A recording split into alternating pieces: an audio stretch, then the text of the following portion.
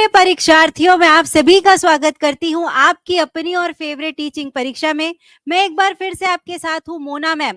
तो कल हमने सीटेट की हमारी ईवीएस यानी कि पर्यावरण अध्ययन की पहली क्लास ली थी, जिसमें हमने सिलेबस और थीम्स जो थी उसके बारे में हमने कल डिस्कस कर लिया था। तो आज जो है हमारी क्लास नंबर 2 है, जिसमें हम बर्ड्स और पक्षियों के बारे में पढ़ने वाले हैं।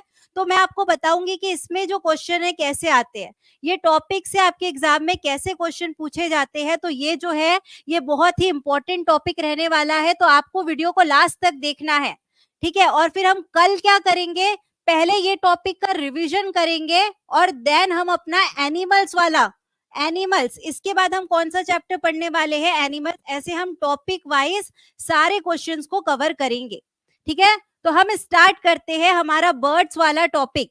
तो देखिए इसमें क्वेश्चन आपको ज्यादातर ऐसी पहेलियों में मिलेगा, पहेलियों में मिलेगा।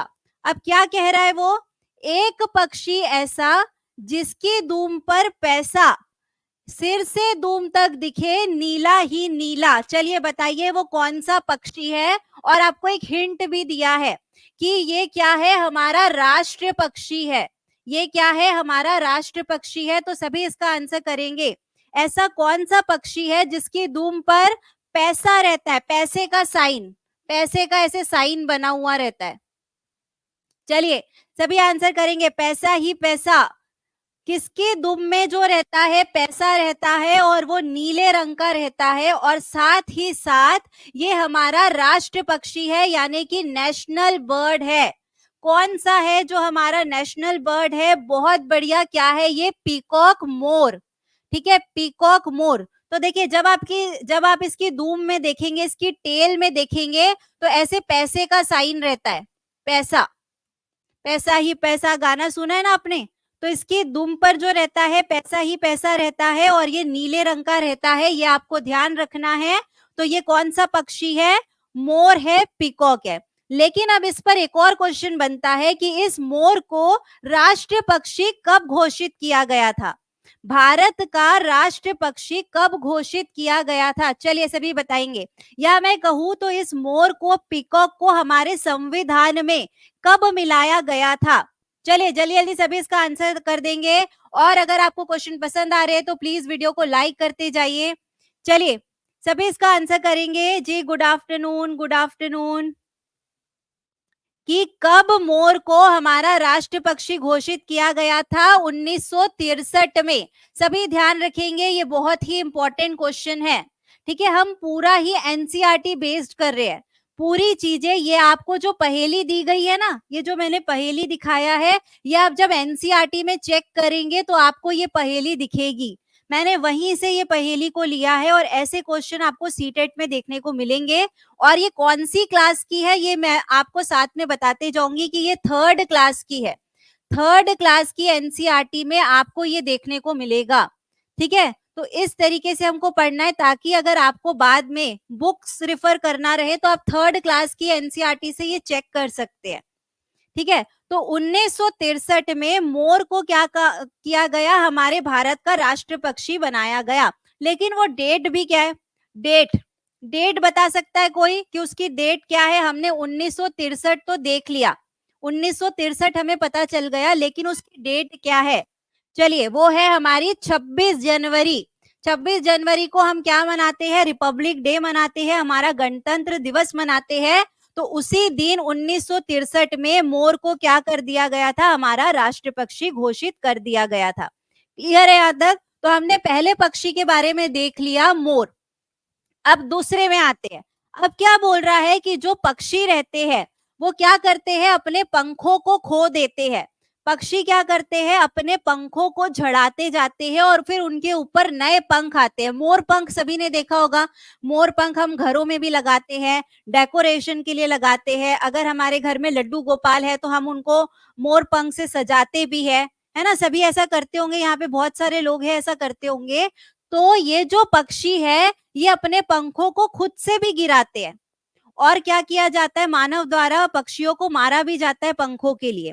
लेकिन पक्षी क्या करते हैं, अपने पंखों को गिराते हैं और उसपे नए पंख आने लगते हैं। तो इस प्रक्रिया को क्या कहते हैं, मोल्टिंग कहते हैं, निर्मोचन कहते हैं इसे, और क्या कहते हैं, निर्मोचन।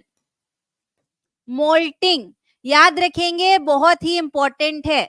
कुछ पक्षी या बहुत सारे पक्षी ऐसे करते हैं कि वो अपने पंख को झड़ाते, पुराने पंख को गिरा देंगे और उसके ऊपर क्या आने लगेंगे, नए पंख आने लगेंगे। ठीक है, ये नए पंख क्या करते हैं, जैसे हम हमारी बॉडी में क्या होता है, हॉर्मोन्स जो है वो नए आते हैं। हम अपनी प्यूबर्टी में जब आते हैं तो हमारे हॉर्मोन्स जो है वो अलग काम करते हैं। जब हम बचपन में रहते हैं तो हमारे हॉर्मोन्स अलग काम करते हैं। उसी तरीके से बर्ड्स में, पक्षियों में क्या होता है, पुराने पंख जो है वो गिरते जाते हैं और नए पंख आते जाते हैं। तो उसे हम क्या कहते हैं, मोल्टिंग कहते हैं, यानी कि निर्मोचन कहते हैं। अब एक और क्वेश्चन यहाँ पे बनता है कि ये जो बर्ड्स है इनके पंखों का आखिर काम होता क्या है। सभी ये जानते होंगे कि पंख उड़ने के काम आते हैं, ये तो एकदम इजी है। लेकिन और भी जो दो काम है आपको ध्यान रखना है कि जो बर्ड्स के पंख रहते हैं, जो बर्ड्स के फेदर रहते हैं, वो उनको क्या करते हैं, गर्म रखने में काम आते हैं। गर्म रखने में, उनके शरीर को गर्म रखने में काम में आते हैं।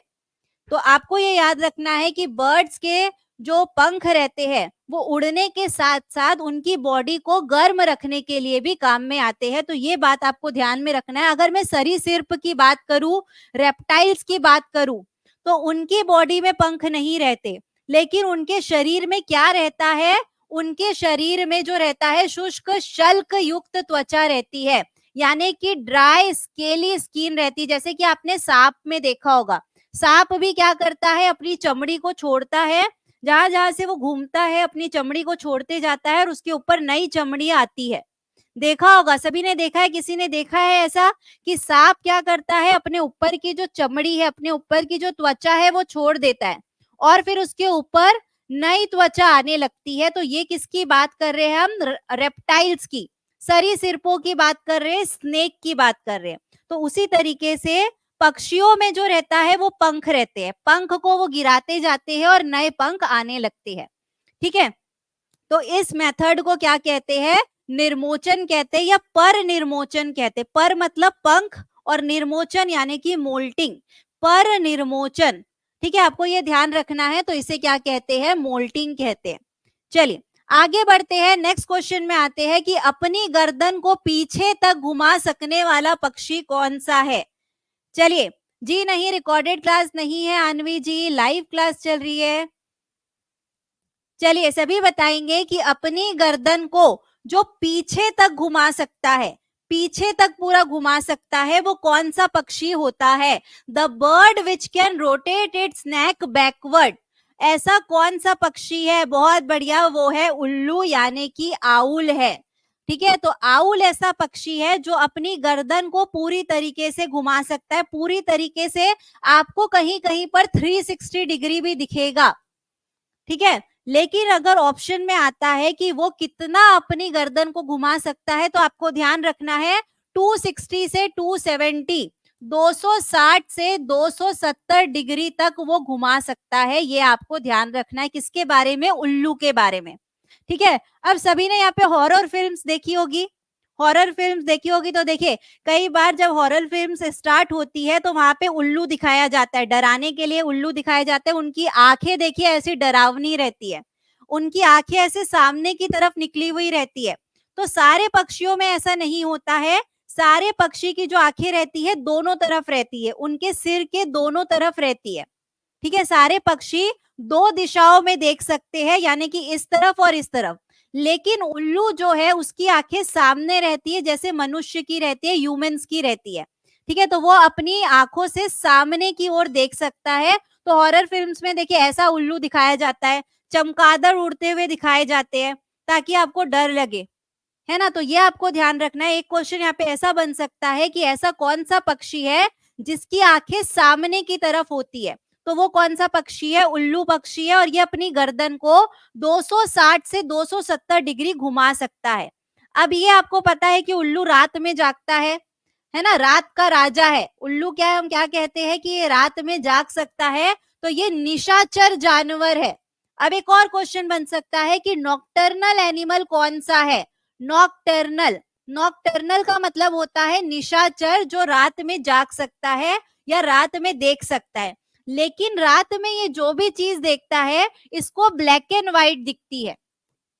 इसको कैसी दिखती है? हर चीजें काली और सफेद दिखती है। काली दिखेगी या सफेद दिखेगी, ये भी आपको ध्यान में रखना है। तो उल्लू जो है वो अपनी गर्दन को उल्टा घुमा सकता है, ठीक है। और वो क्या है? एक निशाचर जानवर है, नॉकटर्नल एनिमल है, नॉकटर्नल पक्षी है, ये आप कह सकते हैं, ठीक है। चलिए आगे बढ़ते हैं। अब आपको बताना है कि वह पक्षी जो दिल्ली में सामान्य रूप से दिखाई देता था, दिल्ली में जो सबसे ज्यादा दिखाई देने वाला पक्षी था, अब इस चिड़िया के बारे में जागरूकता बढ़ाने हेतु एक विशेष दिन मनाया जाता है। लेकिन ये जो पक्षी है अभी दिल्ली में खत्म होते जा रहे हैं, विलुप्त होते जा रहे हैं। तो उसके लिए जागरूकता बढ़ाने के लिए क्या करते हैं? एक विशेष दिन मनाया जाता है, क्योंकि ये क्या हो गया है? अर्बनाइजेशन के कारण, शहरीकरण के कारण ये जो पक्षी है दिल्ली में कम होते जा रहे हैं। तो वो कौन सा पक्षी है? चलिए सभी बताएंगे। चलिए सभी इसका आंसर करेंगे। और ये आपकी एग्जाम का क्वेश्चन मैंने लिया है। देखिए इस टाइप का क्वेश्चन आपके एग्जाम में पूछा जाता है, ये आया हुआ क्वेश्चन है। तो वो कौन सा है? स्पैरो है, गौरैया है, ये आपको ध्यान में रखना है। तो दिल्ली में पहले स्पैरो जो है वो बहुत ज्यादा दिखाई देते थे, लेकिन अर्बनाइजेशन की वजह से, शहरीकरण की वजह से, यानी कि पॉल्यूशन हम कह सकते हैं, प्रदूषण की वजह से ये स्पैरो जो है वो बहुत कम हो गई है, ठीक है। तो कौन सा दिन है? किसी को पता है वो कौन सा दिन है? कौन सा दिन इसे जागरूकता बढ़ाने के लिए मनाया जाता है? पक्षी तो हमें पता चल गया कि स्पैरो है, गौरैया है। वो कौन सा दिन है जो इसके रूप में मनाया जाता है? कोई डेट जानता है क्या? कोई डेट जानता है कि वो कौन सी डेट है जो इस दिन के रूप में मनाया जाता है? चलिए कोई बता सकता है? चलिए कोई भी आंसर करेगा मैं उसका नाम लूंगी कि इस बच्चे ने आंसर किया है। चलिए और सभी उसके लिए क्लैपिंग भी करेंगे कमेंट में। तो कोई बता सकता है कि ऐसा वो डेट क्या है? डेट मैं पूछ रही हूँ, दिनांक, वो कौन सी डेट है? जी नहीं, वो है 20 मार्च। और किसी ने भी इसका आंसर नहीं दिया है, ये आपको ध्यान रखना है। 20 मार्च को गौरैया दिवस के रूप में मनाया जाता है, world sparrow day. World sparrow day के रूप में 20 मार्च को मनाया जाता है, ताकि लोगों में जागरूकता आए, लोगों में जागरूकता आए कि शहरीकरण की वजह से हमारी जो स्पैरोज है, हमारी जो गौरैया है, वो खत्म होती जा रही है, ठीक है। आगे बढ़ते हैं। तो स्पैरो की तरह पीजन भी एक बर्ड है, स्पैरो जैसी रहती है, पीजन भी क्या है? उसी तरीके की बर्ड है। गौरैया और कबूतर, ये दोनों क्या करते हैं? हमारे घर के आसपास अपना घोंसला बनाते हैं। तो हम इसे क्या कह सकते हैं? ये हमारी घर की चिड़िया है। देखिए मैं आपको सारी चिड़ियों के एक नाम दूंगी, चिड़ियों के अब हम नाम रखेंगे। ये कैसी चिड़िया है? घर की चिड़िया है। स्पैरो और पीजन, यानी कि गौरैया और कबूतर जो है हमारी घर की चिड़िया है, या हम कह सकते हैं हमारे घर के अंदर, हमारे घर की छतों में या खंडर में जो घोंसला बनाती है वो क्या रहती है? पैरो और पीजन बर्ड रहती है। ये आपको ध्यान रखना है। तो मैंने इसका क्या नाम दे दिया? घर की चिड़िया। याद रहेगा सबको, घर की चिड़िया, यानी कि गौरैया और कबूतर की बात हो रही है। देखिए ऐसे खंडर में क्या करते हैं? वो अपना घोंसला बनाते हैं, ठीक है। चलिए तो उसी पर एक क्वेश्चन करते हैं कि ऐसा कौन सा पक्षी है जो अपना घोंसला अलमारी के ऊपर, अलमारी के ऊपर, आईने के पीछे। देखो ये गांव में कभी कभार ऐसा होता था कि जो हमारे घरों में अलमारियां रहती थी उसके ऊपर हमें कई बार घोंसला दिखता था। ऐसा पुराने लोग देखे होंगे, ठीक है। तो पुराने जो घर रहते थे उसमें अलमारी के ऊपर पक्षी क्या करते थे? अपना घोंसला बना लेते थे, आईने के पीछे। तो ये सारी चीजें कहाँ पे रहती है? अलमारी कहाँ पे रहती है? आईना कहाँ पे रहता है? घर में रहता है ना, घर के अंदर रहता है। तो हमने घर की चिड़िया किसको नाम दिया है? स्पैरो को नाम दिया है, गौरैया को नाम दिया है। तो अलमारी के ऊपर कहे या आईने के पीछे कहे तो वो क्या होगी? स्पैरो होगी, गौरैया होगी, क्योंकि ये दोनों चीजें हमारे घर के अंदर रहती है। तो हमारी जो घर की चिड़िया है वो क्या है? स्पैरो है, गौरैया है, ठीक है। चलिए आगे बढ़ते हैं। देखिए फिर से आ गई एक रिडल, एक पहेली आ गई है जिसे आपको सॉल्व करना है। तो मैं आपको पहेली पढ़कर बताती हूँ। रंग सलेटी पंजे गुलाबी, ठीक है, उसके जो पंजे रहते हैं वो गुलाबी है, यानी कि फेदर्स जो है ग्रे है, फेदर्स जो है उसके पंख जो है ग्रे कलर के है, लेकिन जो उसके पंजे है गुलाबी कलर के है। वो क्या करता है? गुटर गु की आवाजें करता है, दिन भर शोर मचाता है। देखना अभी जो सिटीज में ये ज्यादा दिखने लगे, सिटीज में ये ज्यादा दिखने लगे हैं। हम सुबह भी उठते तो मैं गुटर गु की आवाज आने लगती। मेरे घर के तो आसपास बहुत आवाज आती है गुटर गु की। घरों में अपना घर बनाते हैं, बोलो क्या कहलाते हैं। तो ये कौन है? तो ये है हमारे पीजन। अब देखो यहाँ पे भी जो वर्ड है घर लिखा है, तो घर की चिड़िया हमने दो दिया था नाम, स्पैरो और पीजन। तो इसका आंसर क्या हो गया? पीजन। तो इससे क्या पता चला कि ये किसकी आवाजें करते हैं? गुटर गु की आवाजें करते हैं। पहेली से हमें इसके बारे में पता चल रहा है। तो ये किसकी आवाजें करते हैं? गुटर गु की आवाजें करते हैं। इनके पंजे जो रहते हैं गुलाबी कलर के, देखो ये जो गुलाबी कलर मैंने रखा है, तो गुलाबी कलर के ही इसके पंजे रहते हैं, ये आपको ध्यान रखना है। तो कबूतर के बारे में हमें एक और बात पता चली है। ठीक है, चलिए आगे बढ़ते हैं, नेक्स्ट क्वेश्चन में आते हैं। फिर से एक पहेली है, फिर से एक रिडल है कि ये कह रहा है कि पेड़ के तनों में छेद बनाओ। पेड़ के जो तने रहते हैं, पेड़ के ऐसे तने जो रहते हैं, उसमें ये क्या करता है? छेद बनाता है। उसमें छिपे कीड़े मैं खाऊं। अब ये छेद कर रहा है, तो पेड़ के तने में क्या रहते हैं? कीड़े रहते हैं। ठीक है, तो ये क्या हो गया? उसके कीड़े खाता है, उसमें छेद कर देता है और क्या खा लेता है? कीड़े खा लेता है। तो ये जब छेद करता है, इस तरीके से जब छेद करता है, तो उसमें से टुक टुक की आवाज आती है। कैसी आवाज आती है? जब उसमें छेद करता है तो टुक टुक की आवाजें आती है। तो वो क्या कहलाता है? आपको ये बताना है। तो वो क्या कहलाता है? हमको नाम से ही समझ आ रहा है कि वो क्या कहलाता है? कट फोड़वा कहलाता है, वुड पैकर कहलाता है। जो टुक टुक की आवाज निकाल कर क्या करेगा? इस तरीके का होल करेगा, इस तरीके का छेद करेगा, तो वो रहेगा वुड पैकर, कट फोड़वा। ठीक है, क्लियर है? अब देखिए वो तने में छेद कर रहा है, तने में छेद कर रहा है, तो हम कह सकते हैं कि ये जो लकड़ी का जो काम है वो कौन करते हैं? कारपेंटर्स करते हैं। ठीक है, बढ़ई करते हैं। तो हम क्या कर रहे हैं? जो वुड का काम करती है उसको नाम दे देते हैं कारपेंटर। जैसे मैंने उसको घर की चिड़िया नाम दिया था, इसको हम नाम दे देते हैं कि ये क्या है? कारपेंटर है। ये क्या करता है? लकड़ी के तने में जो पेड़ के जो तने रहते हैं, लकड़ी के रहते हैं, उसमें क्या करता है? इस तरीके के छेद करता है। उसके अंदर जो कीड़े मिलते हैं उससे अपना पेट भरता है, और वो छेद के अंदर अपना घोंसला बनाकर वहां पे अंडे देता है। तो ये क्या है? वुड पैकर है, कारपेंटर हो गया। ये पक्षियों की जाति का क्या है? कारपेंटर है। ये आपको ध्यान रखना है। तो इसी की तरह से एक और चिड़िया होती है, वो होती है वसंत गौरी। सेम टू सेम रहते हैं, लगभग ये सेम टू सेम रहते हैं, लेकिन दिखने में अलग रहते हैं।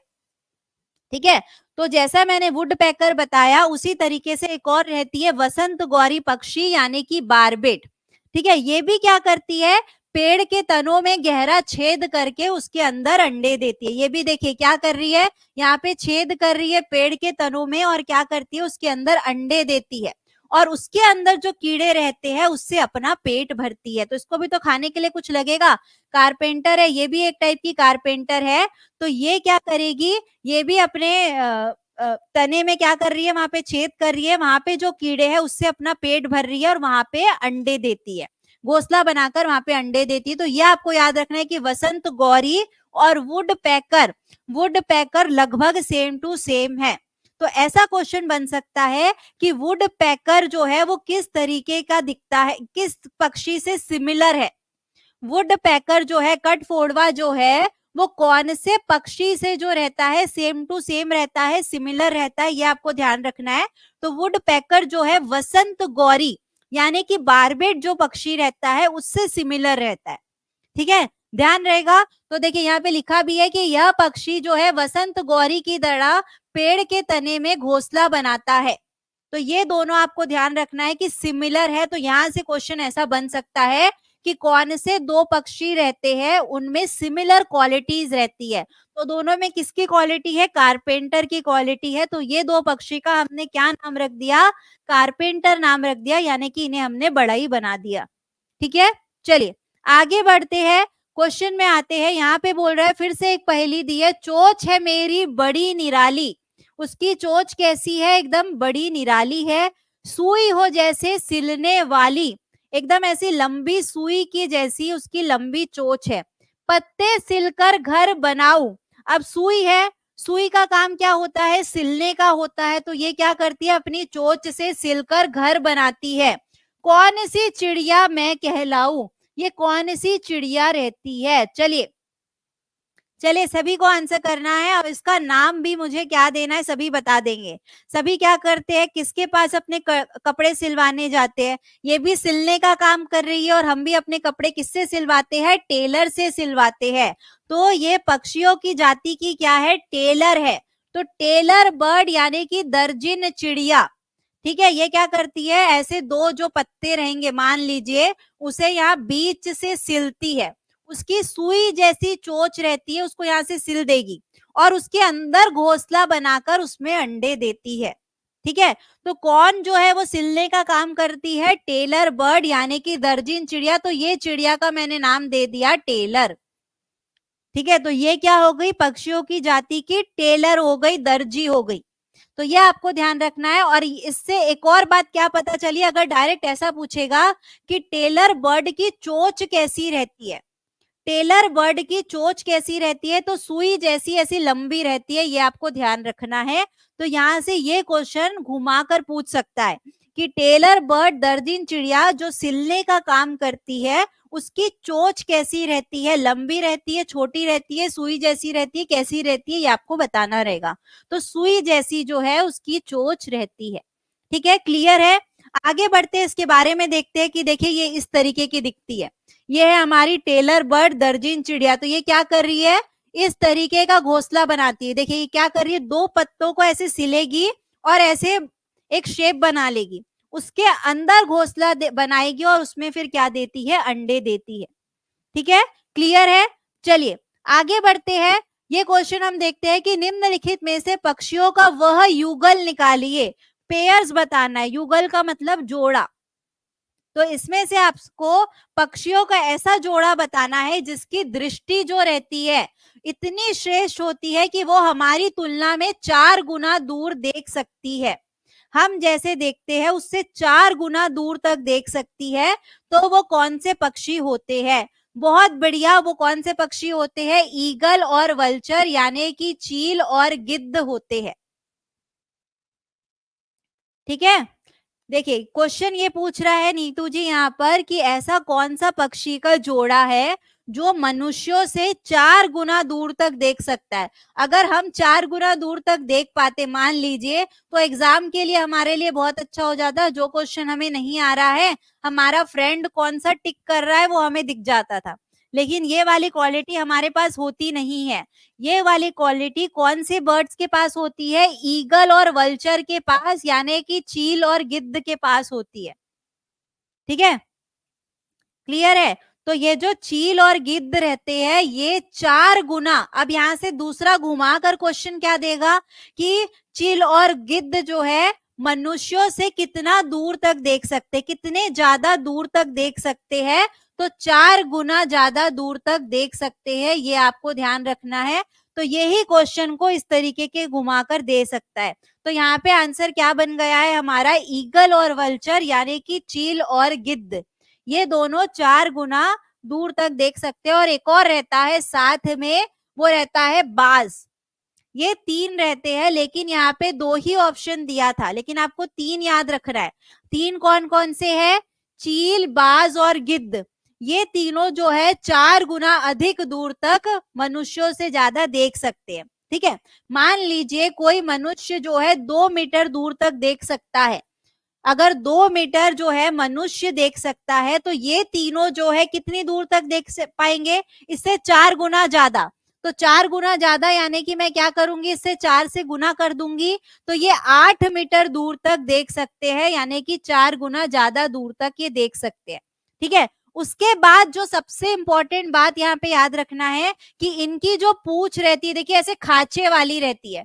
तो ये क्वेश्चन एग्जाम में आया हुआ है, ये क्वेश्चन आपके एग्जाम में आया हुआ है कि ऐसा कौन सा पक्षी है जिसकी पूंछ जो रहती है खांचे वाली रहती है। खांचे वाली का इंग्लिश में मतलब होता है ग्रूव्ड, इस तरीके की ऐसी खांचे वाली रहती है। तो खांचे वाली किसकी रहती है, ये आपको ध्यान रखना है कि ये चील की जो पूंछ रहती है, चील की जो पूंछ रहती है वो खांचे वाली रहती है। ठीक है, ध्यान रहेगा। तो ये क्वेश्चन आया हुआ है जिसे आपको ध्यान में रखना है। तो खांचे वाली किसमें मिलेगी, चील में। अब एक और बात जो यहाँ पे ध्यान पे रखना है कि जो गिद्ध रहते हैं या जो चील रहती है, बाज रहते हैं, ये पर्यावरण में संतुलन बनाने का काम करते हैं। ये क्या करते हैं, जो भी चीजें मर जाती है, चाहे वो जानवर हो चाहे वो मनुष्य हो, वो अगर मर जाते हैं तो उनकी बॉडी को खा जाती है।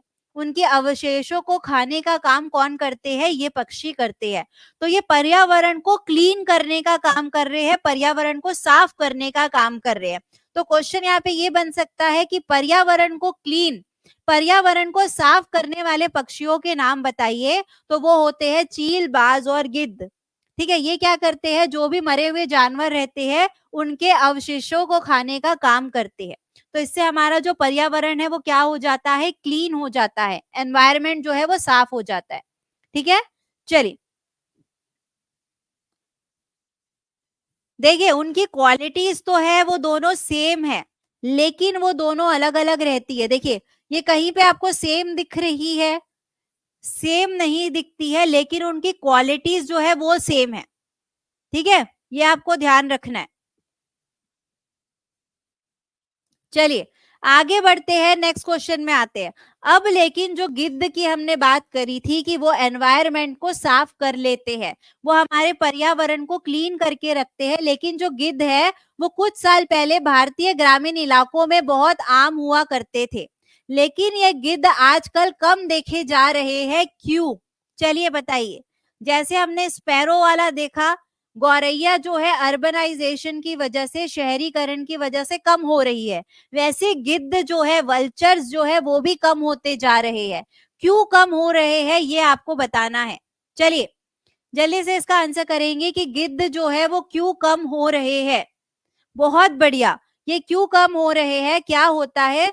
देखिए क्या होता है, गिद्ध क्या करते हैं, जानवरों के अवशेषों को खाने का काम करते हैं। लेकिन अगर हमारे यहाँ गाय है, हम क्या करते हैं, गायों के जब उनको कोई बीमारी हो जाती है, जब गाय को बीमारी हो जाएगी तो हम क्या करेंगे, उसे डॉक्टर के पास ले जाएंगे और इंजेक्शन देंगे। क्या देंगे, इंजेक्शन देंगे। तो इस इंजेक्शन में क्या रहेगा, डाइक्लोफ्लेन नाम का, डाइक्लोफ्लेन नाम का एक केमिकल रहता है। तो जब ये इन जानवरों को खाते हैं तो उनकी बॉडी में भी, इनके वल्चर की बॉडी में भी क्या आ जाता है, ये वाला केमिकल आ जाता है। ये केमिकल आने की वजह से उनके शरीर में जो भी पार्ट रहता है, किडनी मान लेते हैं, वो क्या हो जाती है, फेल हो जाती है। तो वो क्या होते हैं, मर जाते हैं। गिद्ध जो है वो इसीलिए खत्म हो रहे हैं। तो medicine used by cattle owners to treat their diseased cattle, तो यही क्या है, इसका आंसर है। यानी कि जो मवेशी रहते हैं, मालिकों द्वारा अपने रोगग्रस्त मवेशियों के इलाज के लिए जो इस्तेमाल की जाती है दवा, उसके अंदर जो है वो क्या रहता है, डाइक्लोफ्लेन नाम का एक केमिकल रहता है। वो केमिकल की वजह से वल्चर जो है, गिद्ध जो है वो खत्म होते जा रहे हैं, क्योंकि वो जानवरों को खाते हैं। जानवर जब ये केमिकल्स लेता है तो ये गिद्ध की बॉडी में, वल्चर की बॉडी में भी चला जाता है, जिसकी वजह से उनकी किडनी जो है वो फेल हो रही है, जिनकी वजह से उनकी किडनी जो है वो खराब हो रही है। तो इसी वजह से वल्चर्स कम हो रहे हैं। जी जी साइमा जी, जी प्रणाम है प्रेमलता जी। चलिए आगे बढ़ते, याद रहेगा कि गिद्ध कम क्यों हो रहे हैं, क्योंकि मवेशियां क्या करते हैं, अपने कैटल्स को जो मेडिसिन देते हैं उसमें डाइक्लोफ्लेन नाम का एक केमिकल रहता है जो उनकी बॉडी में चला जाता है। तो वल्चर्स जो है उसको जब खाते हैं तो इसी वजह से वो कम हो रहे हैं। ठीक है, चलो आगे बढ़ते हैं। निम्नलिखित में से कौन सा जीव अपने पैरों पर पेशाब करता है? चलिए सभी बताएंगे। ऐसा कौन सा बर्ड है जो अपनी फीट पर यूरिनेट करता है? चलिए जल्दी से बता दीजिए कि वो अपने पैरों पर ही क्या कर देता है, पेशाब कर देता है। ऐसा कौन सा पक्षी है? चलिए सभी इसका आंसर करेंगे, जल्दी जल्दी इसका आंसर कर दीजिए कि ऐसा कौन सा पक्षी है, कौन सा जीव है जो अपने पैरों पर पेशाब कर देता है। तो वो कौन सा पक्षी है? वल्चर है, गिद्ध है? वल्चर, गिद्ध, ना कि ईगल, चील। जी नहीं, जी नहीं, इसका आंसर क्या है? ए है वल्चर, गिद्ध। ये क्या करता है? अपने पैरों पे ही यूरिनेट कर देता है, अपने पैरों पर ही क्या कर देता है? पेशाब कर देता है। अब ये ऐसा क्यों करता है? ये ऐसा इसलिए करता है कि जब ये गर्म वाली जगह पर, गर्म क्लाइमेट वाली जगह पर चला जाता है, तो अपने बॉडी के तापमान को ठंडा रखने के लिए, अपने बॉडी के तापमान को ठंडा रखने के लिए, टेम्परेचर को कम करने के लिए वो क्या करता है? अपने ही पैरों पर पेशाब कर देता है। लेकिन ये साथ ही साथ हमारे एनवायरनमेंट को भी क्लीन कर रहा है, हमारे पर्यावरण को तो साफ करता है, लेकिन अपने आप को वो गंदा कर देता है। तो ये कौन है? वल्चर है, गिद्ध है। ठीक है, ये आपको ध्यान रखना है। और वो क्या करता है? अपने शरीर के तापमान को कम करने के लिए वो ऐसा काम करता है। तो इस प्रोसेस को क्या कहते हैं? कोई बता सकता है क्या? जब वो अपने पैरों पर ही यूरिनेट कर रहा है, अपने पैरों पे ही जो यूरिनेट कर रहा है टेम्परेचर को मेंटेन करने के लिए, तो ये मेथड को क्या कहते हैं? ये मेथड को क्या कहा जाता है? पक्षियों के लिए है, पक्षियों के लिए ये मेथड है, और इस मेथड को कहते हैं यूरोहाइड्रोसिस। क्या कहते हैं? यूरोहाइड्रोसिस, याद रखेंगे। ठीक है, यूरोहाइड्रोसिस। जी, जिसका भी पहला क्लास है उसको बहुत बहुत वेलकम है। ठीक है, चलिए देखिए यहाँ पे, तो वल्चर जो रहते हैं, गिद्ध जो रहते हैं, अपने पैरों पर ही क्या कर रहे हैं? यूरिनेट कर रहे हैं, अपने आप को गंदा कर रहे हैं, लेकिन एनवायरनमेंट को क्या करते हैं? वो साफ रखते हैं। तो ये जो प्रोसेस है उसे हम क्या कहते हैं? यूरोहाइड्रोसिस कहते हैं। याद रहेगा सभी को? चलिए आगे बढ़ते हैं, नेक्स्ट क्वेश्चन में आते हैं। निम्नलिखित में से कौन सा है एक ऐसा है जो अपनी मादा को उसकी गंध से कई किलोमीटर दूर से ही पहचान लेता है? चलिए सभी बताएंगे कि ऐसा कौन है जो अपनी फीमेल, जो उसकी फीमेल रहेगी, यानी कि जो मेल है वो अपनी फीमेल को उसकी गंध से, उसकी स्मेल से पहचान लेता है। तो ये शक्ति किसके पास रहती है? बहुत अच्छी शक्ति है ना, सिल्क वॉर्म के पास रहती है, रेशम कीट के पास रहती है। ठीक है, तो अगर जो उसकी मादा कीट उससे दूर भी है तो वो क्या करेगा? उसकी स्मेल से उसके पास पहुंच जाता है। ठीक है, तो ये किसके पास रहती है? सिल्क वॉर्म के पास रहती है। तो ये आपको ध्यान रखना है। तो देखिए, ये जो रेशम के कीड़े की हम बात कर रहे हैं, सिल्क वॉर्म की अगर हम बात कर रहे हैं, तो ये किसमें पाया जाता है? ये भी बहुत इंपॉर्टेंट है। तो सिल्क वॉर्म जो है, जो रेशम का कीड़ा है, वो शहतूत के पत्तों के ऊपर इस तरीके का दिखता है। देखिए, ये शहतूत का पत्ता है, यानी कि क्या है? मलबरी लीव्स है। इंग्लिश में उसे मलबरी कहते हैं, हिंदी में क्या कहते हैं? शहतूत। तो शहतूत का, मलबरी का जो लीव्स है उसके ऊपर जो पाया जाता है, क्या पाए जाते हैं? रेशम के कीड़े पाए जाते हैं। अब ये जो रेशम के कीड़ों की खेती होती है, रेशम के कीड़ों की जो खेती होती है उसे हम क्या कहते हैं? सेरीकल्चर कहते हैं। ये भी बहुत बहुत ज्यादा इंपॉर्टेंट है, जिसे आपको ध्यान रखना है। ठीक है, तो क्या क्या मैंने बताया कि ये जो रेशम के कीड़े हैं, स्मेल से ही अपनी फीमेल को पहचान जाते हैं। दूर भी अगर वो रहेगी तो अपनी उसकी सेंट से, उसकी स्मेल से वो पहचान जाते हैं। और वो कहाँ पे पाए जाते हैं? शहतूत के पत्तों पर पाए जाते हैं, यानी कि मलबरी ट्री पर पाए जाते हैं। ठीक है, और जो इसकी खेती की जाती है उसे क्या कहते हैं? सेरीकल्चर कहते हैं। अब ये क्या बनाते हैं? ये सिल्क वॉर्म जो रहते हैं, रेशम के कीट जो है, वो क्या बनाएंगे? रेशम ही बनाएंगे, उनके नाम से ही पता चल रहा है, यानी कि सिल्क बनाएंगे। ये सिल्क क्या होता है? चलिए सभी इसको बताएंगे कि ये जो सिल्क रहता है, ये जो रेशम इन्होंने बनाया है, वो क्या रहता है? प्रोटीन रहता है। क्या रहता है? एक टाइप का प्रोटीन रहता है, जो आपको ध्यान रखना है।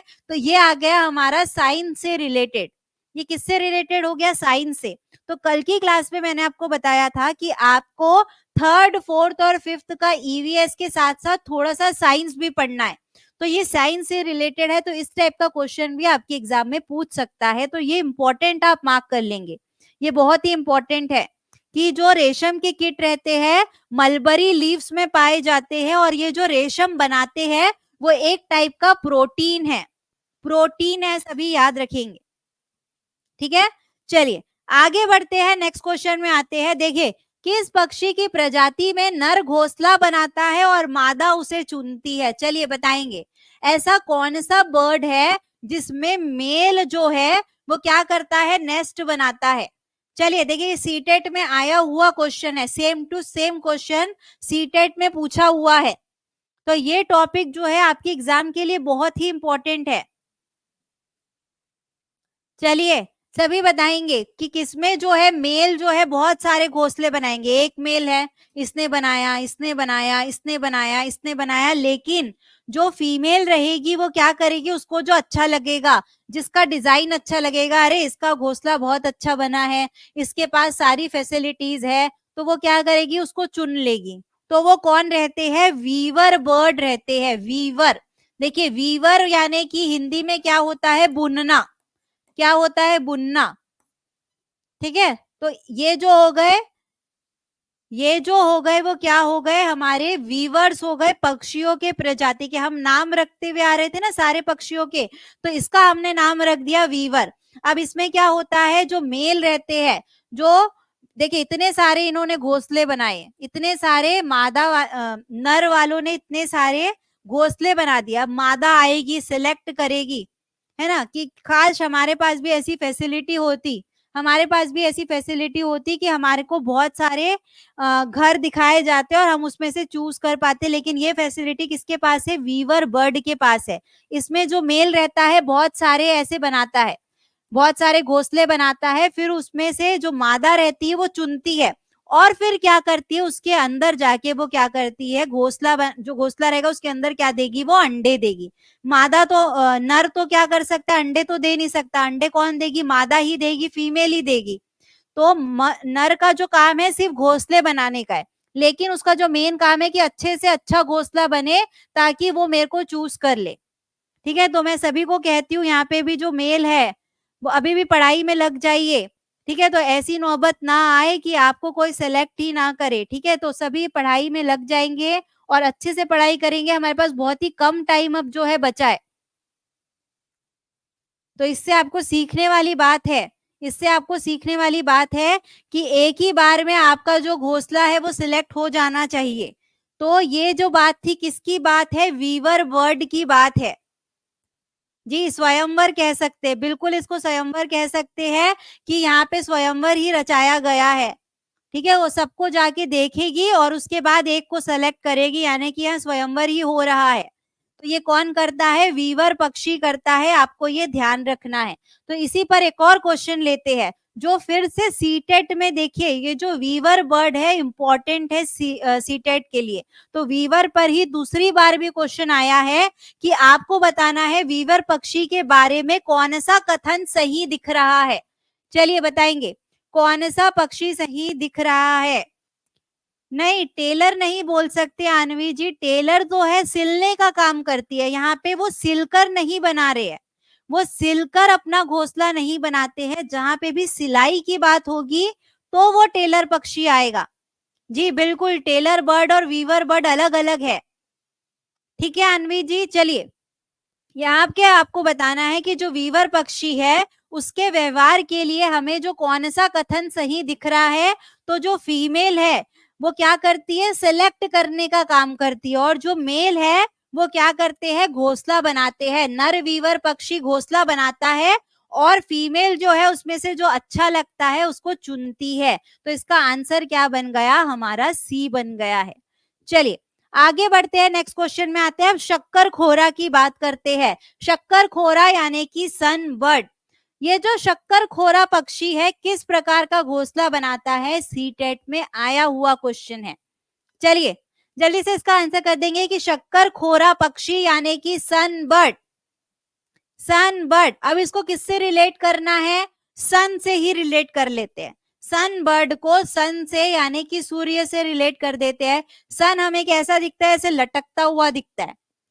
ठीक है, हमें दिखता है कि वो कहाँ पे है, हमें ऐसा दिखता है कि बादलों में वो लटका हुआ है। उसी तरीके से ये जो सन बर्ड है, शक्कर खोरा पक्षी है, ये क्या करती है, हैंगिंग नेस्ट बनाती है, यानी कि शाखा पर लटकता हुआ घोंसला जो बनाती है वो कौन सी रहती है, शक्कर खोरा रहती है, हमारी सन बर्ड रहती है। तो इसका आंसर क्या हो गया, B.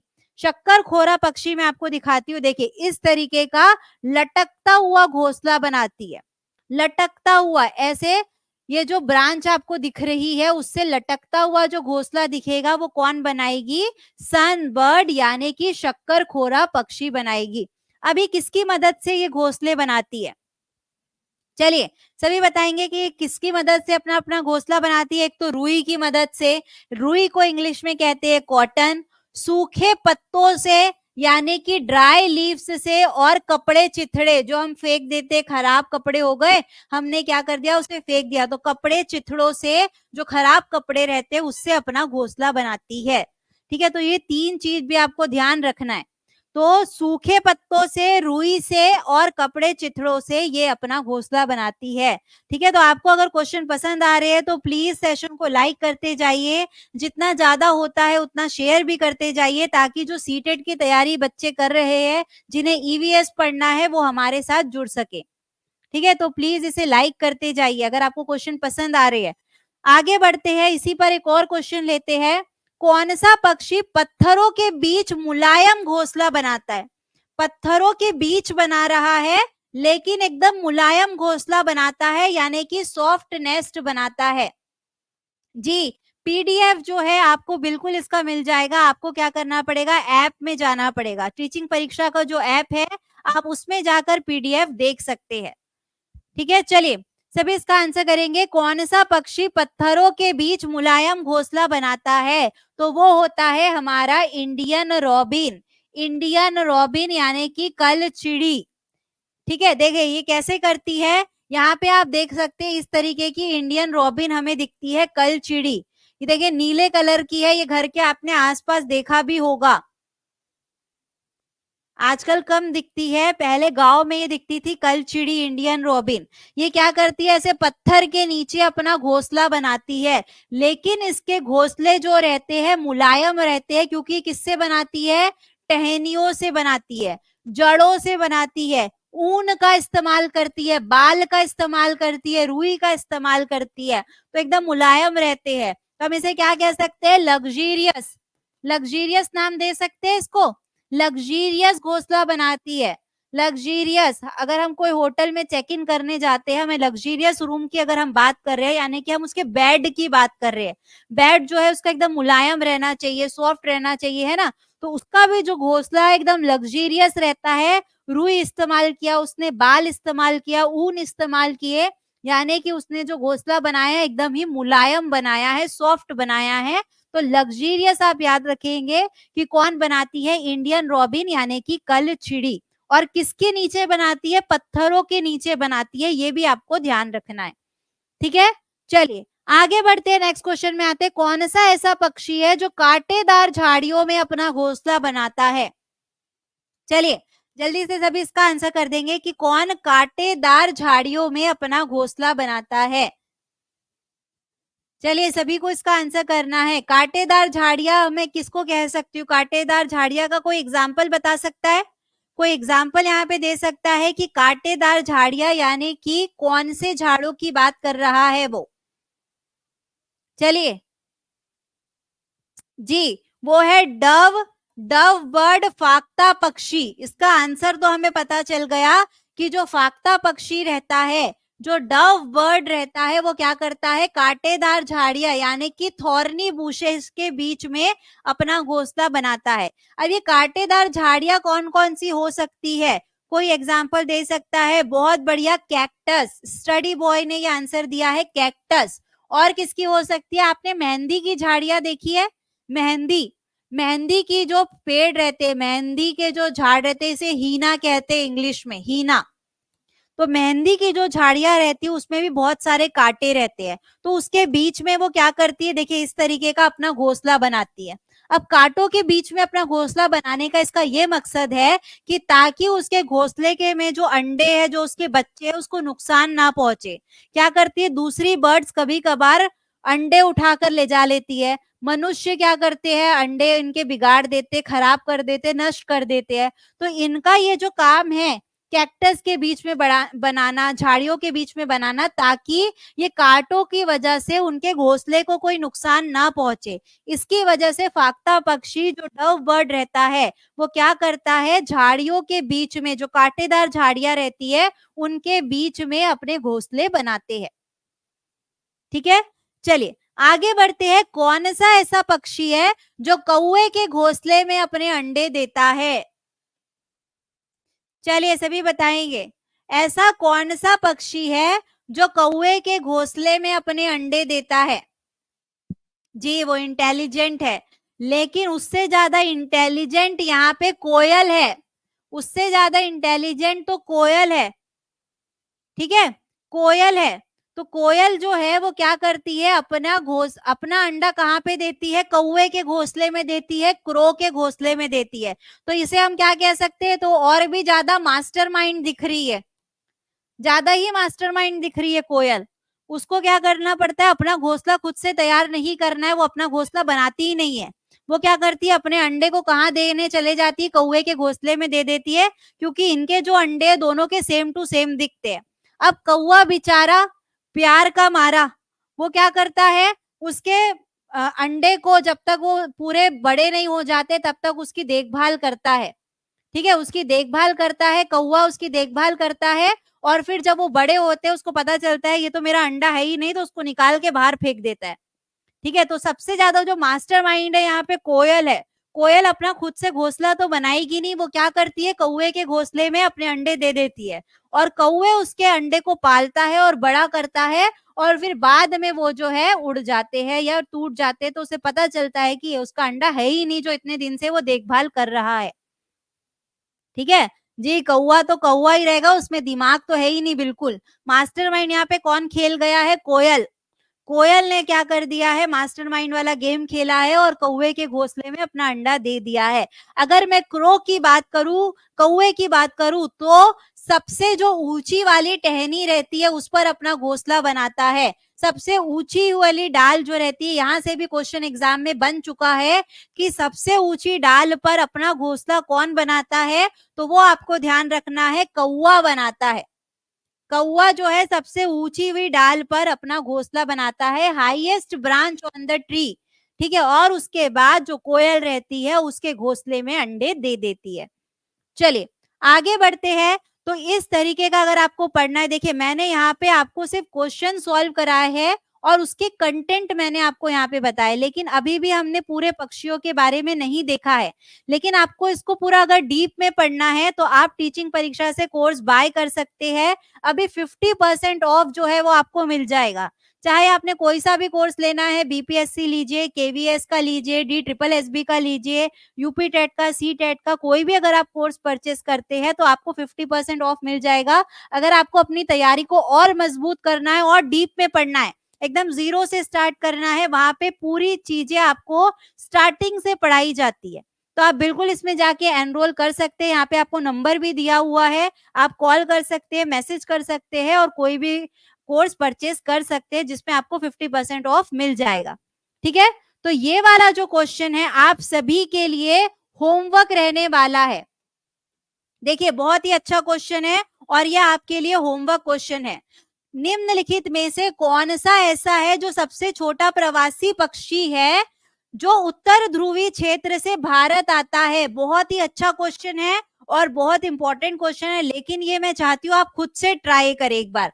Which is the smallest migratory bird to travel from Arctic region to India? जो आर्कटिक रीजन से इंडिया आता है। मैं इसके लिए आपको एक हिंट देना चाहती हूँ कि ये जो पक्षी की बात कर रहा है, ये जो पक्षी की बात कर रहा है वो इतना छोटा रहता है कि उसका वेट 5 ग्राम रहता है, उसका वजन 5 ग्राम रहता है। और उसको आर्कटिक रीजन से अगर इंडिया आना है तो कितना चलना पड़ता है? 8000 किलोमीटर की दूरी चलना पड़ता है। ये मैंने आपको हिंट दिया है, लेकिन उस पक्षी का नाम आपको खुद से बताना है। तो ये वाला जो क्वेश्चन है मैं कल डिस्कस जरूर करूंगी, और फिर हमारा नेक्स्ट टॉपिक यानी कि हम कल एनिमल्स के बारे में पढ़ेंगे। मुझे कोई ये बता सकता है कि एनिमल्स हमने कौन सी थीम के अंदर पढ़ा था? कल मैंने आपको सिलेबस वाली क्लास बताई थी, थीम्स वाली क्लास में मैंने आपको ये बताया था कि एनिमल्स जो आता है सब थीम के अंदर आता है, उप थीम के अंदर आता है। बर्ड्स भी जो आज हमने पढ़ा वो उप थीम के अंदर था। तो ये जो एनिमल्स है किसका सब थीम है? ये एनिमल जो है किसके अंदर आता है, कोई बता सकता है? कल मैंने सिलेबस बताया था, थीम्स आपको बताई थी, तो आपको ये बताना है कि एनिमल्स जो है कौन सी थीम के अंदर आता है। तो फ्रेंड्स एंड फैमिली के अंदर आता है। आप जब जाके थीम्स चेक करेंगे तो ये फ्रेंड्स एंड फैमिली के अंदर आता है। तो ये वाला जो टॉपिक है एनिमल्स वाला वो हम कल पढ़ने वाले हैं। तो प्लीज आप कल भी ज्वाइन करिए और ये क्लास को मिस नहीं करेंगे। एनिमल्स वाला टॉपिक बहुत ही इंपॉर्टेंट है। ठीक है, तो डेली हमारी जो क्लास होगी 4 बजे होगी, सीटेट की ईवीएस की क्लास, और सारे हम टॉपिक वाइज जो पढ़ रहे हैं आपके लिए बहुत ही इंपॉर्टेंट रहने वाला है। तो पूरी ईवीएस की क्लास को लास्ट तक आप लोग देखिए और टीचिंग परीक्षा के साथ जुड़े रहिए। और अगर आपने अभी तक सब्सक्राइब नहीं किया है चैनल को तो जल्दी से जाकर सब्सक्राइब कर लीजिए, बेल आइकन दबा दीजिए ताकि आपको नोटिफिकेशन मिलता रहे। तो take and all the best. और अगर जिसने कल वाली क्लास में भी लाइक नहीं किया है तो प्लीज उसमें भी जाके लाइक कर दीजिए, आज की क्लास में भी लाइक कर दीजिए, और हम इससे और बेहतर बनने की कोशिश करेंगे और कल से हमारी तैयारी को और मजबूत करेंगे। तो हमारे से जुड़े रहिए शाम 4 बजे। Thank you everyone.